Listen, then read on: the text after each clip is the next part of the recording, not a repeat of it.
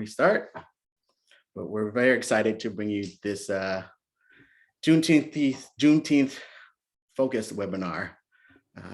PSC has one of our initiatives is diversity, equity, inclusion, and we're very excited to bring you these different showcases and webinars about the different topics as we try to push forward with all the different initiatives that we have too. So we are just about a minute and we're going to stop sharing. And the results, again, looks like the bulk of folks here are here to say they understand my privilege, but don't know what to do about it.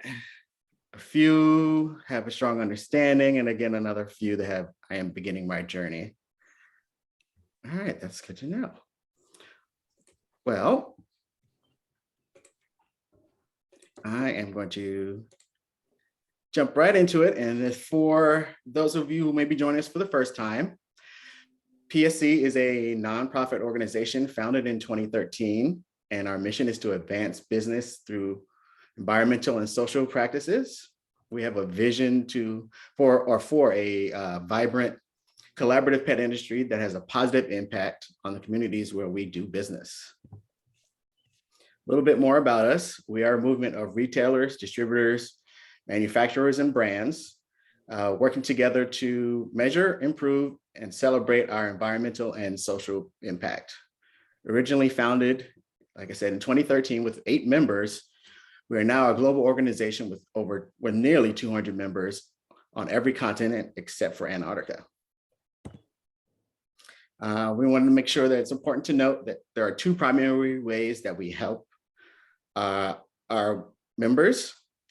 First, we help member organizations on their sustainability journey by providing them a suite of membership benefits and incentivize them to measure and improve their impact.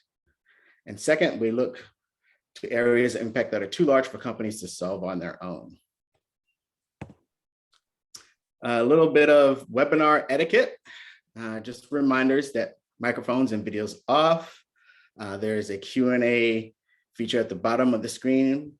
Feel free to put those questions in at any time during the webinar today, but we will save about 10 minutes at the end to answer questions. Feel free to use the chat box. There will be PSC staff in there monitoring that as well. And recording and the slides will be sent to all registrants after today's call. And now we're going to have a word from our sponsor, mFiber.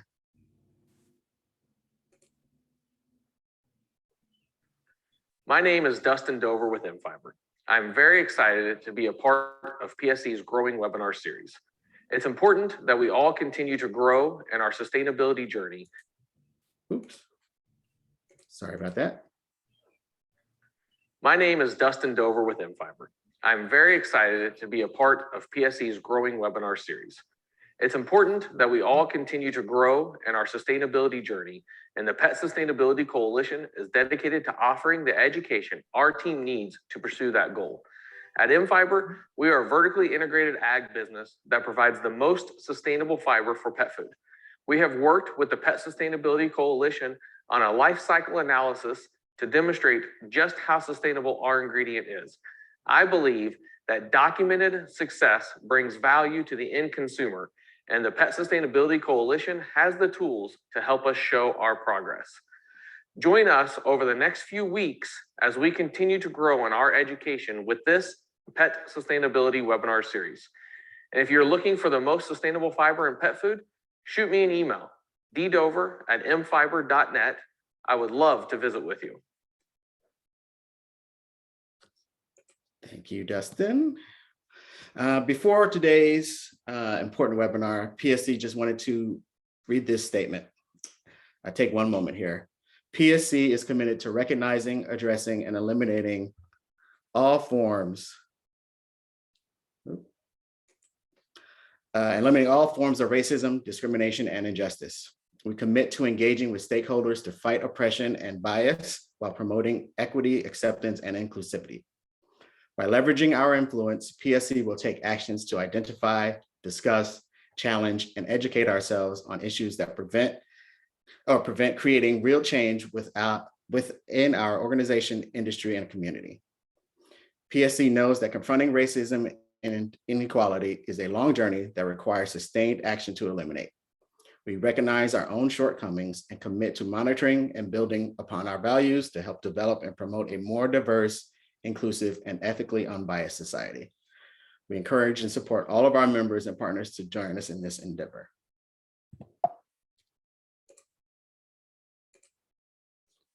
So, recognizing that PSC can do more, with today's featured speaker's help, we asked ourselves these 5 questions to start on our path to improvement. This is a starting point with other organizations that other organizations can also use. And with that being said, it is my pleasure to introduce Chapley Brooks, the owner operator of Beyond DEI. Chapley has a well-rounded 19-year career in social services and has incorporated diversity, equity, and inclusion in every organization she has worked for. 7 years ago, she began training various institutions and organizations in multiple states to help develop and expand their DEI efforts. Her body of work includes strategic planning, performance management, grant writing, compliance, talent acquisition, onboarding, and much more. Chapley, I will pass it to you. Oh, I think you're muted. I'm muted and I didn't have my share powers. I don't have my magical Zoom powers. If you could give those to me again. Yep. Hello, everyone. It's really great to be here. Ready to just get in some good trouble. That's like my theme. Like I walk around, everybody calls me good trouble. I'm like, thank you, John Lewis. And just a little disclaimer, I will absolutely be myself, no code switching here. We'll get into why. But it's really important that the space is safe for everyone, including you and then obviously myself. And so we're going to get started. And please throw questions in the chat. There is no question that is silly, nothing, nothing too small, nothing too large to ask. I promise I will answer questions. So Juneteenth in action, definitely want to know what that looks like, right? All right, but we are creating a safe and an inclusive space for all of Pet Sustainability's BIPOC teammates and those who serve. Our objective here is that we all, doesn't matter your level of influence within the agency or within the coalition, but we all play an important role in the way that our coworkers and clients experience pet sustainability. And in this session, my hope is that you'll learn how to create safe and inclusive spaces for LGBTQ and BIPOC persons. And yes, I'm speaking about that, not only because it's Pride Month, but we'll get into what intersectionality is. And you will walk away, my hope is that you'll walk away with more tools to become allies, accomplices to racial, gender, and queer equity.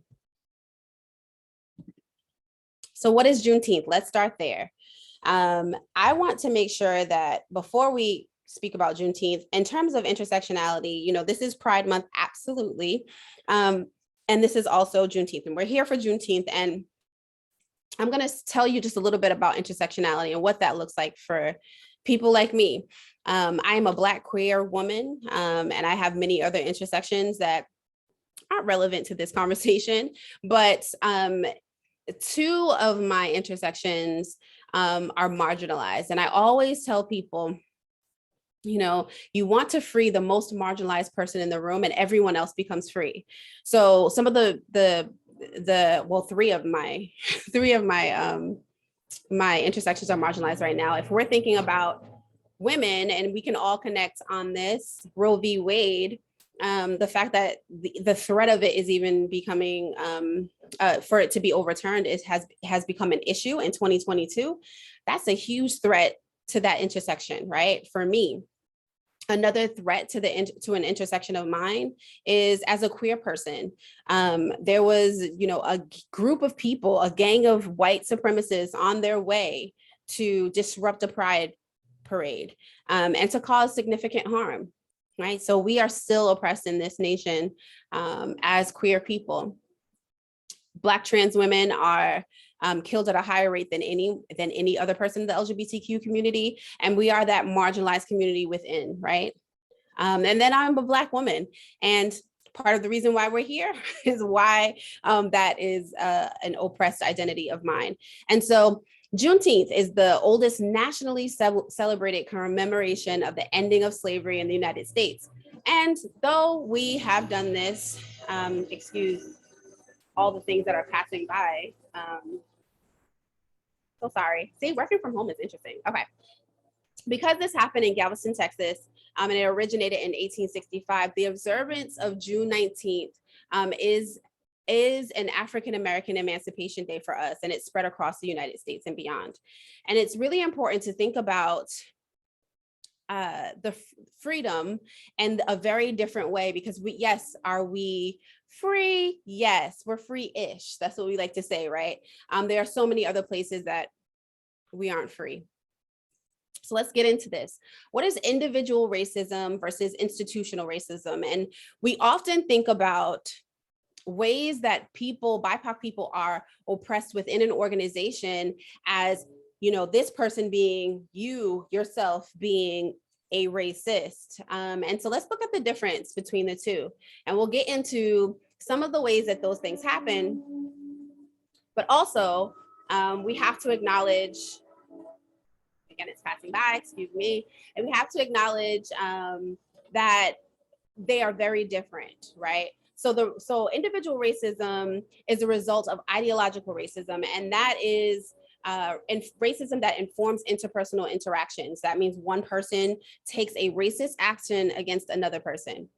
But institutional racism really is within the fiber and the fabric of our country. It's the foundation of our country. Those are the implications of ideological racism operating within an organization, within a system. And those can be enacted through policies, practices, and unspoken aspects of organizational culture that target and harm BIPOC people while advantaging white people. And I'll give you a very simple one, and I'll talk more about it as we go through the training, is that with BIPOC people, we can't wear pink hair to work, right? That would be ghetto of us, right? But we would see a white counterpart, one of our white coworkers, show up with pink hair because it's Breast Cancer Awareness Month, right? So that seems like very tiny, very small, but there is this acceptability politics that happen for people of color that do not happen for white people. It just is that way. And we'll talk about deconstructing that system soon.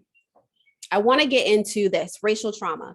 And because of my background, I am originally I'm a social worker, right, by profession, but I also think that this is the simplest way to explain some of the really harsh themes that we're going to learn. And I also want to give a disclaimer that some of my videos have some spicy language, but I think that we will make it through. We are all adults here, and we've heard these words before.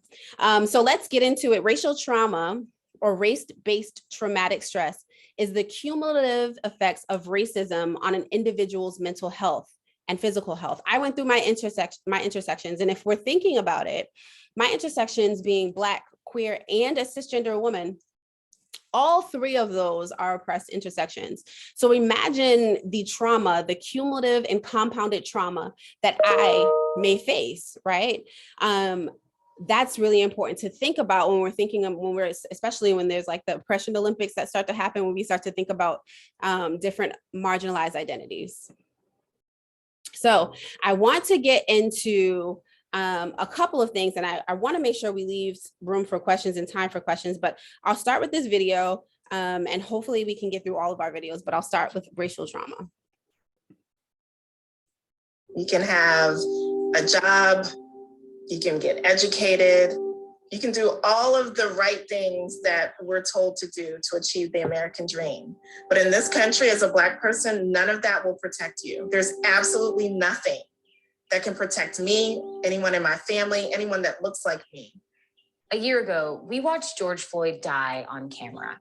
It's by no means the first time we've seen a Black man killed by police in America, but his death was an inflection point. During Derek Chauvin's murder trial, we watched George Floyd's last breaths over and over again. In that same month, Daunte Wright and Ma'Khia Bryant died on camera.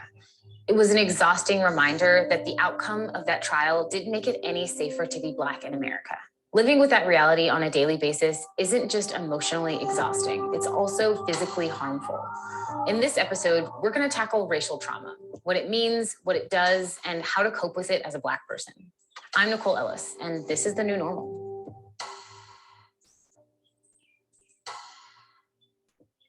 Racialized trauma is a form of stress, and the constant stress that one holds in the body does take a toll. We live in a society where Black death is common, and you can trace it back to when lynchings occurred. Knowing that Black communities have been facing oppression and violence for hundreds of years, and how that's upheld by white supremacist systems, institutions, all of that is not only weary for the soul, but is also really demanding. It demands additional labor. But how does racial trauma reveal itself in our lives? What does it actually look like? Racial trauma shows up as anger, anxiety, paranoia, helplessness, hopelessness. The stress hormone is cortisol. Cortisol is related to diabetes, obesity, hypertension, cardiovascular disease, all diseases that Black and brown bodies are more likely to experience. Hearing that can be stressful. And so I'm wondering, is it possible to overcome that kind of trauma, or how do you change that for yourself? So the first thing that Black people can do is to create boundaries about what they watch on an ongoing daily basis. In a time when a person is feeling exhausted and traumatized, I invite us to give ourselves permission to turn it off. 5-7-9, inhale for 5 seconds, hold for 7 seconds, and exhale for 9 seconds. Over time, it helps to decrease the amount of cortisol in the body. One way that we can tend to ourselves is actually paying attention to our senses. Sometimes when we're just needing to soothe, rubbing our hands together, rocking, swaying, having a fleecy blanket. And my favorite way is actually cuddling a furry animal, which, gives me the touch, and then also some of the smell too. Our people have always known how to take care of one another. Our people have always known how to heal. How did our people or your people connect with the land and find healing in their relationship with land? Maybe through growing food, maybe through spending time near water. But what if you don't have that kind of context just readily available to you? Like, what if you don't know where your people came from? Connecting with ancestral wisdom may feel far-fetched, especially for people whose history has been erased. That connection may be someone that we might be related to. It may also be someone in the community that have, been a source of wisdom. What I do in my research is giving people skills to create Black joy. Maybe for one person, it could be dancing, getting adequate sleep, adequate rest. Joy may also look like taking a long walk with your family. In situations where the entire country is reeling from watching somebody die on camera, it can be really hard to do that kind of thing without feeling guilty. How do you navigate that? I know I felt that way. I've gone on vacation and you feel guilty because you feel like you need to do more. But I also think about all of those ancestors I had, or all those people whose shoulders I stand upon who were not able to take a vacation. It's a way of honoring them. The essence of solidarity is that we are able to co-lean on one another. When my community is hurting, I can lean on yours. When your community is hurting, please lean on mine. And so that offers us an opportunity to rest. Does it eliminate the threat? No. But what it does, it gives us a tool to counter the ongoing trauma that we may have in our lives. We're going to continue to cover topics like this, so stay tuned. All right.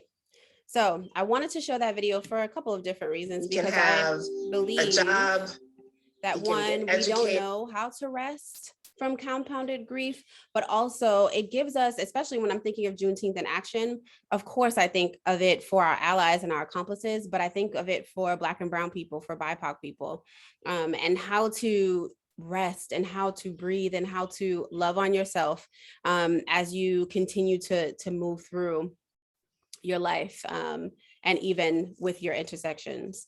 And so what is compounded grief? Compounded grief is that daily grief that hits multiple marginalized intersections of our lives at once. And we went through some of that when I spoke of my intersections. Now, I like to get into, I have so many TikToks, right? I started that in the beginning of the pandemic. I have a 13-year-old daughter, so you already know I had to like make videos and everything. But I like to get into this because sometimes they're really valuable, and I want to give you an idea of what your coworkers may be dealing with when they're coming to work every day, right? Because this hits a point where a lot of BIPOC people can actually connect and relate. Very quick. I just read a thread about high functioning depression in Black women. And it was so hard to read because I could just relate to every post. And you hear about high functioning alcoholics, high functioning drug addicts, but no one ever puts high functioning with depression. And I remember back in like 2020 when this guy that I was very close with, flipped the script, told me he's loved me since way back when, and then flipped the script again and took it all back. I remember being cognizant enough to realize that those feelings I was feeling, the crying all the time, the barely eating, the hardly wanting to interact with my daughter because I didn't want her to see me looking like that. But I still did what I had to do because I'm a mother. All those are signs of depression. One of the women in the thread said, high functioning depression in Black women is so scary because we have been conditioned to carry it with grace. We have been conditioned to carry our depression with grace. So we're going to get into some of this now. Now, I know you're like, signs of emotional abuse. I thought this was about Juneteenth. Trust me, I am going to connect the dots. All right. So signs of emotional abuse, when I think of my accomplice or my ally, replace that, your ally, right? Your partner attacks your self-worth and criticizes you. I got into the example of a person of color wearing pink hair, right? But also these acceptability politics. What is racial acceptability? What is acceptable and palatable for white people when Black people show up in spaces and workspaces with you? Can I wear my locks in my hair and you not call them dreads? Right? Or can I wear my cornrows and that not become a hairstyle of yours? But when I wear them, it's ghetto, right? Or when it's actually cultural, right? It's spiritual. So let's start there. So your partner attacks your self-worth and criticizes you. Your partner controls your appearance. Spoke about that. Your partner shares sensitive information about you. There's many ways in which this could happen, but we come into workplaces and we begin to make friends. And we sometimes, especially BIPOC people, will show up and we're looking at everyone, right? We're looking at other BIPOC people because we want to know, we have this saying, all skin folk ain't kin folk. And so we want to make sure that this person and we're on the same level, right? Because there's a very big difference between Ayanna Presley and Candace Owens, right? Let that sit for a second. So it's like, can I connect with this person on a real level? But then also we develop relationships with everyone we work with, and they're not all BIPOC people. And we want to make sure that the information that we're sharing is not shared with other people because you think that it is whatever you think it is, right? Oh, this person has a boyfriend and they just broke up and he's a drug dealer. And it's really not even the case, but that's what you surmise by some of the information that was shared with you, right? Your partner, shuts conversations down. We'll get into what we call white fragility. We'll get into that in just a moment, but that's what that abuse is. So when I come to you and I say, hey, it really hurt my feelings when you said this to me, and you immediately shut the conversation down with, I'm not racist. And it's like, well, we're not telling you you're racist. We're maybe telling you that there was some unconscious bias there and we need to have a conversation about it because I thought we were cool, right? I thought I was able to come to you and have a conversation about how I was hurt. And it goes on and on and on, but I want to hit a couple of other ones. Your partner gaslights you, and we're going to get into how we're gaslit, right? Again, I spoke about the colorful language, and that's coming up. All right, microaggressions. Those are the brief and commonplace daily verbal, behavioral, and environmental indignities, whether intentional or unintentional, that communicate hostile, derogatory, and negative attitudes towards stigmatized or culturally marginalized groups. Now, why is this particularly important? It's important because it's about intent versus impact, right? And we're going to get into what that looks like. Microaggressions take on many forms. There are verbal microaggressions, and those are the comments or questions that are hurtful or stigmatizing towards a certain group of marginalized people. And then there are behavioral microaggressions, and those are, microaggressions that occur when someone's behavior, they act in a way that is hurtful or discriminatory to a certain group of people. And then there are environmental ones, and that could look like having gendered bathrooms in your space.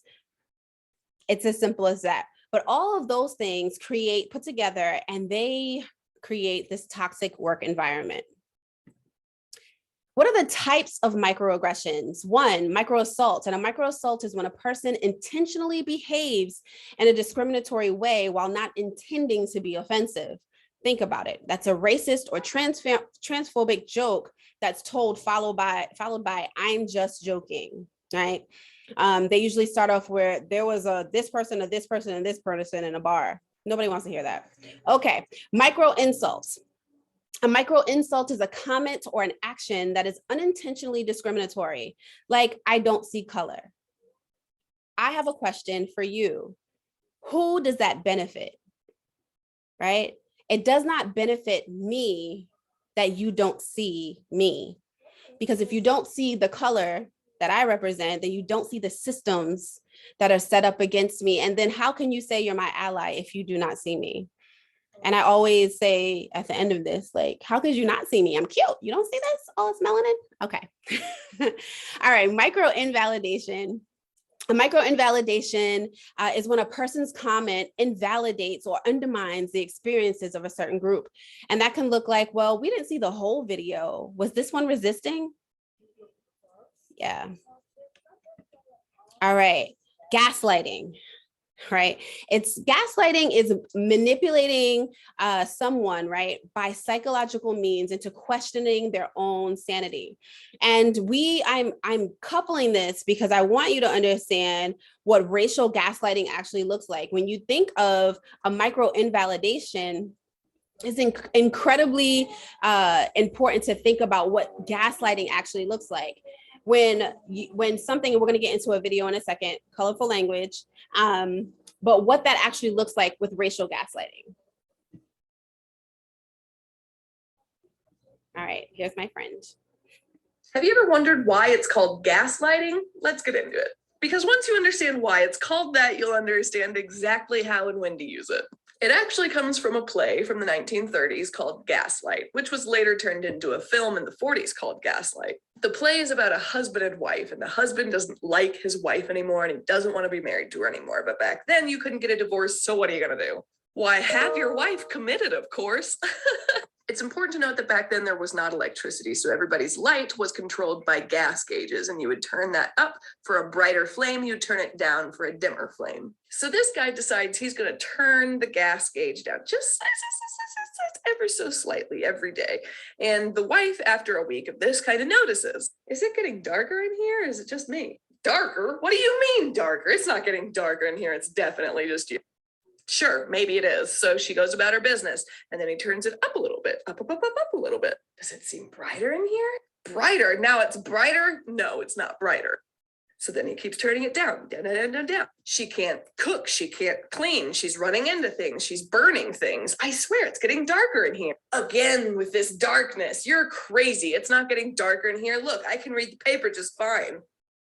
And he starts telling everybody, my wife's insane. She doesn't know when it's bright or dark. And then everyone's like, oh, have you heard about Jerry's wife? She doesn't know when it's dark. Well, months go on like this, months where he turns it down and it gets almost pitch black, and then he turns it back up and it gets almost too bright. All the while he's going about his business. He's pretending like nothing's wrong. He's pretending to read the newspaper. He's pretending like it's not dark. So finally she fucking snaps. It's pitch black in here. I can't say anything. Well, I can still read the newspaper, so you must be fucking crazy. And she fucking is at this point. She goes barking mad. And he gets her committed because she starts acting out and saying that she's nuts and it's too dark all the time. And that's the painful truth of being successfully gaslit, is when somebody actually pulls that shit off, you do go fucking crazy, but not because you are insane, but because the people in your life are making you crazy. It's particularly susceptible against those in our community who have assume the best in people, because they tend to think, why would that person lie to me about how bright it is? That doesn't make any sense. Why would they do that? And humans are so good and people are inherently nice. Third. All right. So throw in the chat for me instances where you have seen gaslighting, racial gaslighting done and with your family members or things that you've seen yourself. You can throw it in the chat and we'll do it really quickly. Anyone?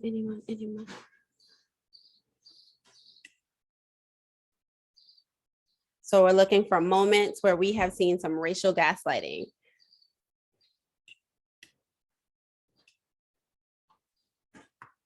Well, okay, 3, 2, 1.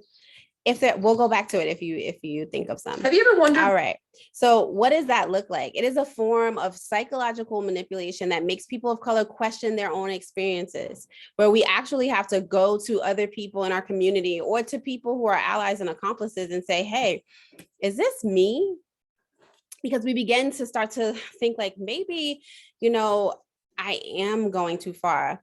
But people often say, right, some of this gaslighting comes with, you always say something's about everything's about race. And when in actuality, if we're looking at things from with an equity lens, we can see how race and oppression and racism is embedded into the fabric of our country.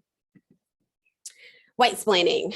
It immediately explains in a condescending tone why the person is wrong and getting too emotional or seeing race in everything. That is racial gaslighting. And so what are those responses, right? How do we respond? What are those trauma responses to successfully being racially gaslit? And that is, we have the fight, right? Where somebody will say to, just stop and say, what did you say to me? And then they'll immediately become, offended and scared because you're becoming too aggressive. There's the flight. That's when you see people leave the organization because I'm just not doing this. I have too much going on in my life and I can't afford to lose my job. I'm just going to leave and go somewhere else. Then you have the freeze response, where we're going to get into what that looks like, where it's just kind of like, I'm just going to allow this person to touch my hair until this moment's over. And then you also have the fawn response. And that response often looks like assimilation, right? And so we have something in the chat now. I've been to a store where I was being followed by an employee, but my friend told me I was crazy for thinking that. I was crazy for thinking that was happening. I later went back to the store alone and noticed the same employee watching me around the store. Yes. Another from Melissa says, my best friend, who is a woman of color, and I often go shopping together. I never have my signature checked on my credit card, and she does very often. That is, yes. Whenever she asks the clerk why she's often dismissed, and that feels like, yes, that's racial gaslighting. All right. So the hidden culture of assimilation in our organizations. We spoke about the types of microaggressions, where there's a micro invalidation or a micro insult or a micro assault that happens in these very different ways, right? Behavioral, verbal, or environmental. The person of color makes a complaint and we hear, that's just their personality. Toxic masculinity is supposed to be accepted. That's just their personality. Or this is how we've always done it at this organization. Those offenses often go uncorrected, and then the person either is silenced, right? Or becomes silent. And then if they're not, they're forced out, or they go along to get along, or they code switch. Now, what does this look like? And I often, and I'm gonna use John. John, if you will come on camera for me for just a moment. All right. So now John doesn't know this was happening, but as another person of color, I have to help. You have to help me out with this. Okay. All right. So you do a presentation and it's really great. And I'm going to say something. I want you to make the face that you would make, right? Naturally, when someone says this to you. Are you ready?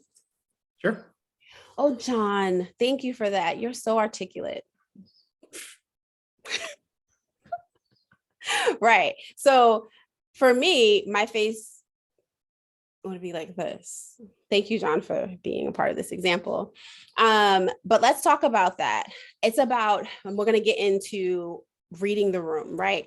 But also, I think it's important to talk about because this hidden culture of assimilation shows up in the way that we show up to work, right? And so this is two really quick videos, but one's about code switching and one is about the fawn response. All right, what does the fawn response look like with regard to race? Why I don't center white people in my work.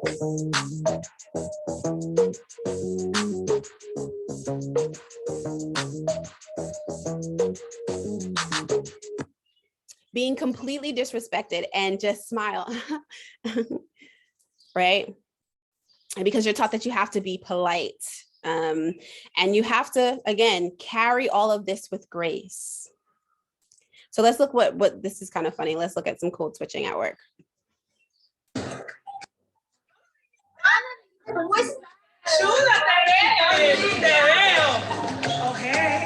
you doing?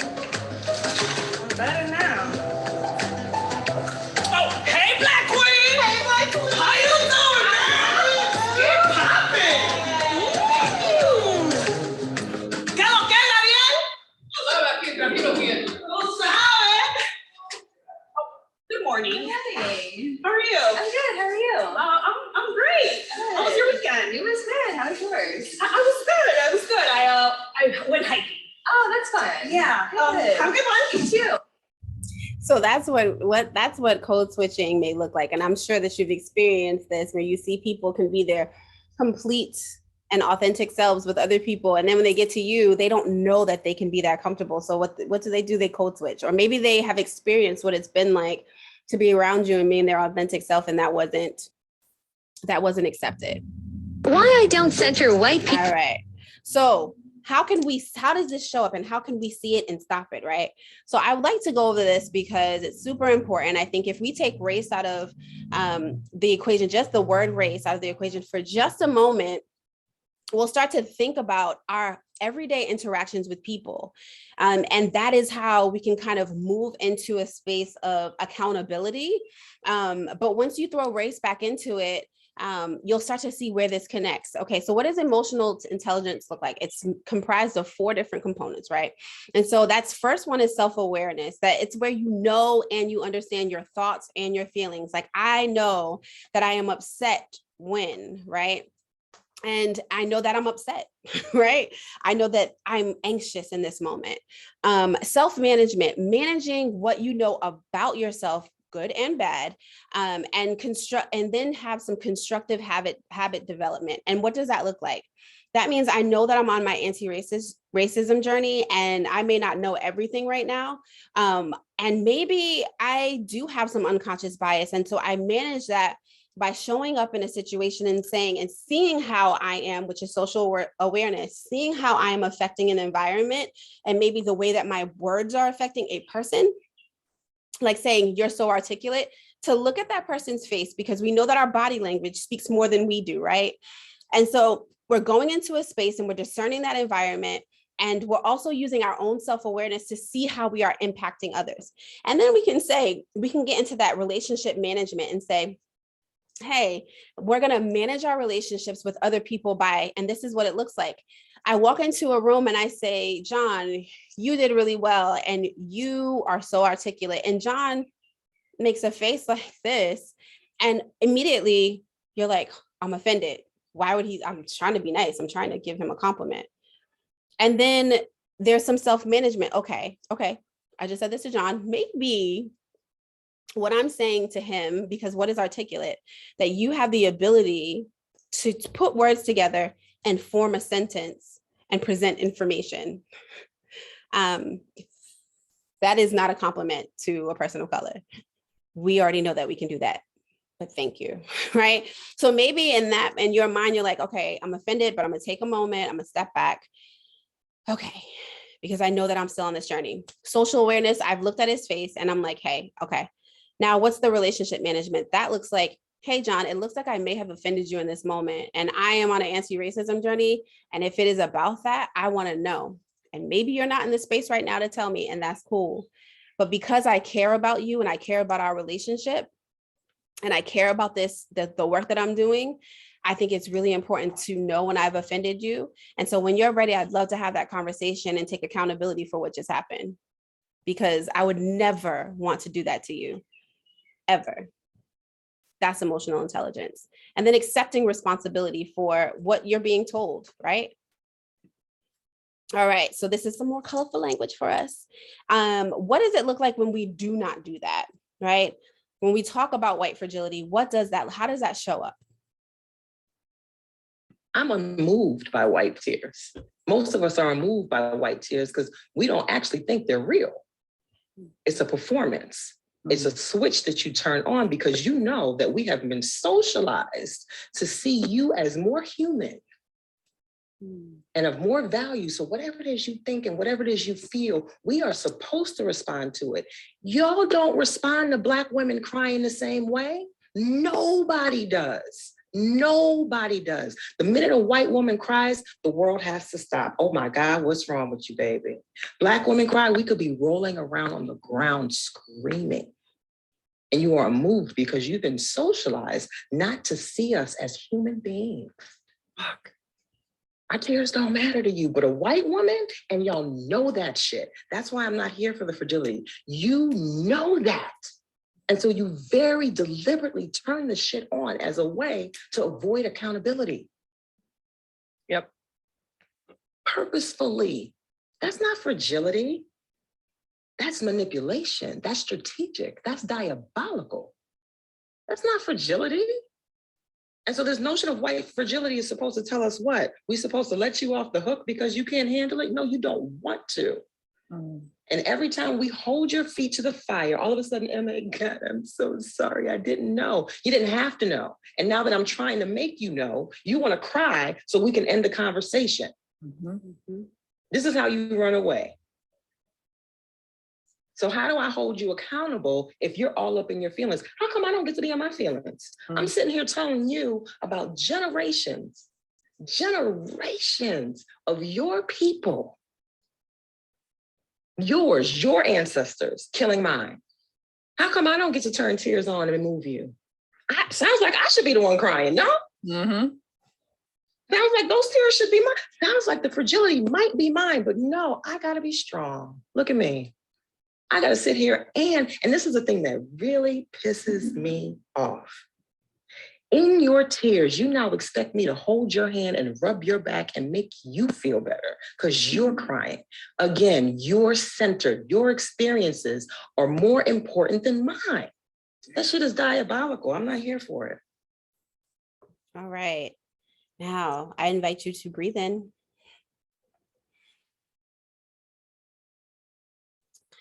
And let that out, because that was hard, right?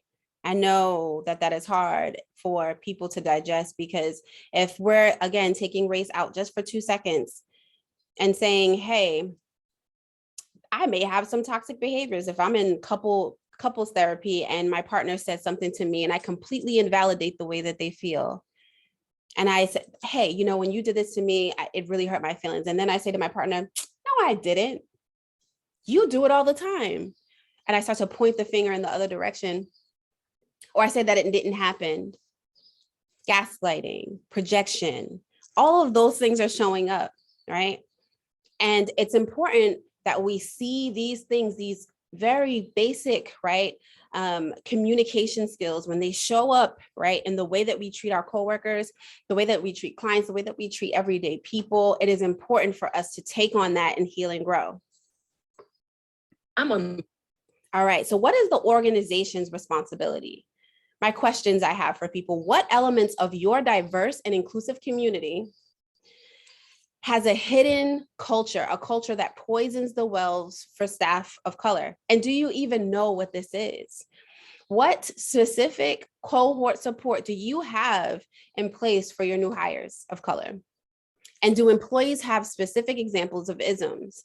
I could take a poll right now and everyone here will be able to tell me what a quid pro quo is, because we have required training for sexual harassment. It is required by law, but yet we do not have a required training for racism, a required training for homophobia and transphobia. We don't have those, right? And so, we just don't have a required DEI training, right? The state of Massachusetts has started to kind of change some of those things, but we don't yet have it. So I want us to get really into this part really quickly about organizational microaggressions. And this is really important because I need you to understand the difference between the culture and the practice of microaggressions. And so the culture is the microaggression happens, a BIPOC person reports it, and the manager speaks to the person, the offender, right?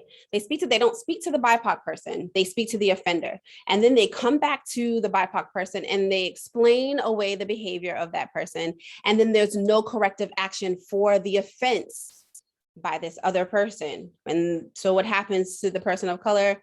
They're now sitting here with no action. Nothing happens, right? That's within the culture. But how do microaggressions happen in practice? There's a complaint against a BIPOC employee.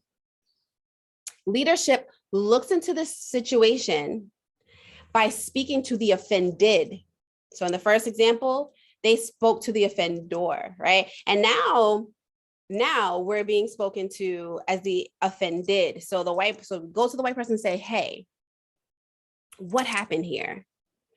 And then there's this biased corrective conversation with the BIPOC person that most often goes like, so we received a report that you did this thing. Why? Right? And then when the person's like, that's not how that went. Well, in 2021, we received a report that you did this thing, and it's not even actually relative to the situation, but we make it fit.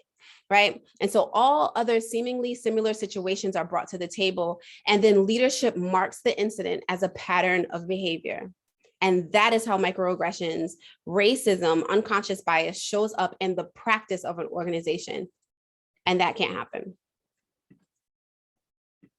All right, so you'll have these slides, and I would love to get into each one of them, but we need to have a few minutes for questions. And I want to respect that. So a couple of things I want to also speak to is active witnessing. So ask open-ended questions about what's happening. So if somebody says he looks suspicious, you as a white ally or an accomplice can say, how so? How is he acting? Why was he suspicious? He looks lost to me. Let's go find out if he needs help, right? Find out the experiences motivating the comment. So the comment is, why can't they speak English around here? So you ask, tell me more about that. Tell me more about why you feel that way. And then you can model behavior. You can stand up for a person by modeling that behavior. Join the conversation and don't make yourself superior, right? So they say she got that award because she's Black and she's female. So then you can say, I hear that a lot. And I've been trying to figure out why we seem to think when a Black woman is recognized, it must be because of diversity or affirmative action, rather than thinking she really earned it. I was so happy when the confirmation hearings began for Justice Ketanji Brown Jackson. And I said, this has been happening forever to people of color, right? But now you see it on camera. And so now Black people are like, this person could Ketanji Brown Jackson be, that is like a thing, we actually say it. So what is equity in action? What is Juneteenth in action? We want to dismantle expectations, these acceptability politics, how people show up to work. What is our hair supposed to look? We just began to look at the Crown Act in every state. And the Crown Act is basically making it illegal to discriminate against BIPOC people, people of color, because of their hair, wearing locks, wearing braids. That is literally now law, not across the nation, but law. And so we're just now beginning to look at that. So dismantling those expectations of what is acceptable, right? What is palatable for the space. Environmental safety, being the person to come in and say, hey, this isn't okay. So making sure that people feel safe in the spaces that we're in, because we're already doing our own work. Managing people who resist the anti-racism work of your organization and what you want to do.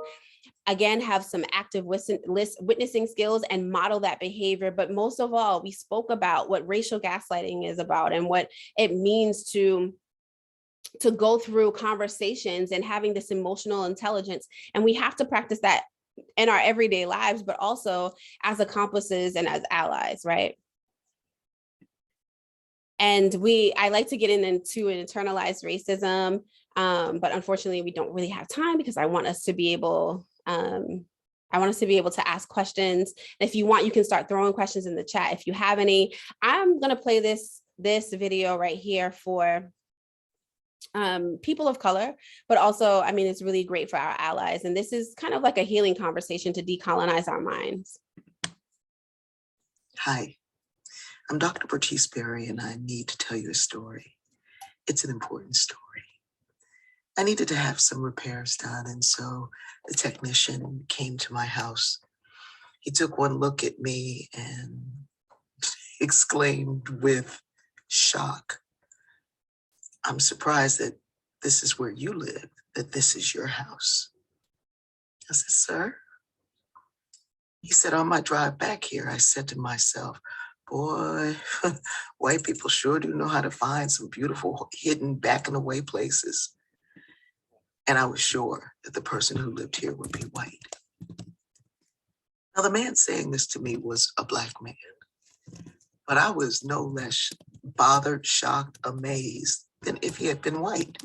If a white man had stepped into my house and told me he was shocked that I lived there because he thought only white people lived back up in the cut in the beautiful places, I'd have told him to leave. I did the same thing to him. And then I said, "Come back." And I had an opportunity to say some things to him that needed to be said. Here's the thing. If racism is systemic and it's in the system, the drinking water that all of us have to drink from, the well that we all drink from, then it affects all of us. But it's something when you see how discrimination and racism takes root and chokes out the very people who are trying to get out from under it. I've heard these comments many, many times from repairmen and delivery men who all say that they are amazed. Once a man even said, "Oh, you must be married to a white man." In other words, for you to want to live in the beauty of nature, you gotta be connected to somebody white.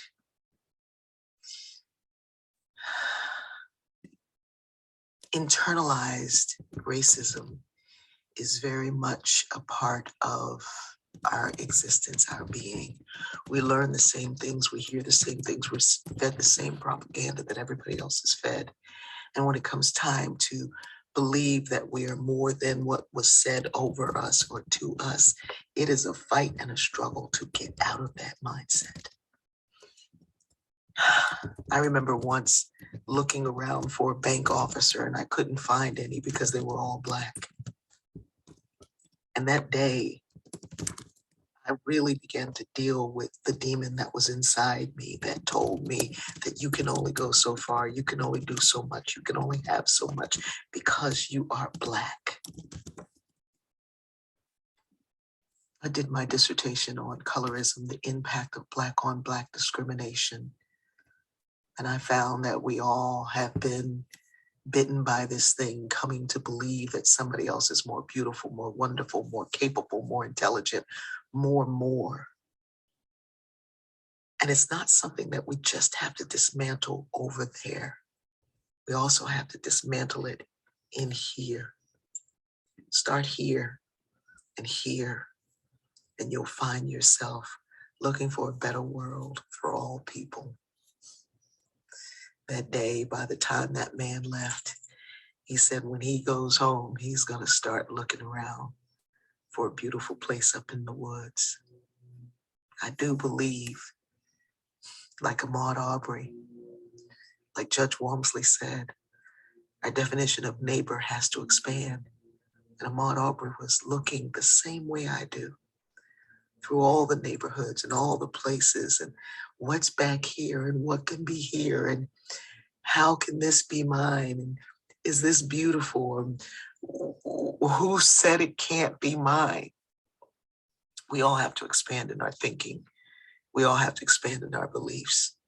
Let it begin with you. I love you. So I just want to make sure that we don't have any additional questions. I always want to make myself available to people who want training. I definitely am able to come and I do strategic planning. I do all of that. And I want to come to wherever you are. If any questions you have, you can send them to John. I also have a personal inclusion plan that I'm happy to go over at any point. Thank you for that informative and moving presentation today. I really do appreciate you taking the time to come and talk with us today, Champlain. I know that, well, some of you already know her, but Melissa Bauer, our Director of Strategic Initiatives and Sustainability at PSC, is joining us now as well. And Melissa, I know you have a question that you would like to ask Champlain before we get out of here. Yeah, Shipley, thank you. Amazing job. And John, thank you so much. We've got questions that I appreciate you've been answering live on the Q&A tab.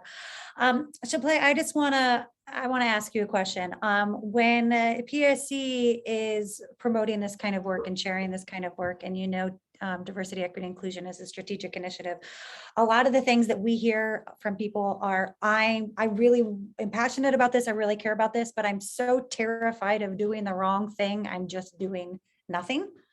And what would you say to someone who's concerned about that? Yeah, so I mean, I think sometimes it's about asking questions in the moment. And so what is it that you are thinking of doing? Are you thinking of organizing with a Black-led organization or a BIPOC-led organization? Are you thinking of, and you can do that, you can reach out, you can volunteer, and maybe you are not like an Aries, right? Which I usually explain with the personal inclusion plan, the Aries that will go to bat and fight. I'm an Aries, so the first thing I'm going to do is show up, and I'm going to be loud and strong, right? Maybe you're not that person. Maybe you're that Virgo who's behind the scenes and likes to organize, right? And that's fine. That's great. And that's how you begin to show up. And I always tell people that it's really important to show up by starting with you. And so when I went over having emotional awareness, when someone comes to you and they say, hey, I'm offended. First of all, BIPOC people, we have to speak up, right? And we have to understand that just because we're speaking up about racial inequities within our organization does not immediately mean that you'll be fired, right? We have laws to protect us, right? And keep a record, right? And so I think that you should absolutely speak up. And then when you are spoken to, take a moment, right, to process that, as you would do with your partner, because you are like, literally, we spend over 40 hours a week in our jobs, right? And we may not live with this person, we may not go home with this person, but we have to work with this person every single day. So it's important to validate the feelings of other people, to listen, to look at yourself, do your own gut check. That's where you start the work. And definitely, I always tell people to listen to the podcast, Seeing White. It will change your life. It will absolutely change your life. Thank you. What an Thank amazing. you. That's great. Yeah. I know we're just about at time right here. I just want to take a second again and thank you, Champlain, for coming in and talking with us all today. For those of you who are interested in doing some further work and perhaps working with Chapelet, our members, you can use some of your project credits to work on some of these DEI initiatives as well. And I see that we put up the info here on the screen as well, is for those members and for non-members. If you want to learn some more about and get some more tools related to DEI initiatives, PSC on our website has this toolkit with some of the things you see on the screen, practices for improving diversity, equity, and inclusion, and resource guides as well, but a couple other elements that can be taken too. So as we wrap up here, please just take a second to give us your feedback on today's webinar, and we look forward to seeing you at the next one. Thank you again.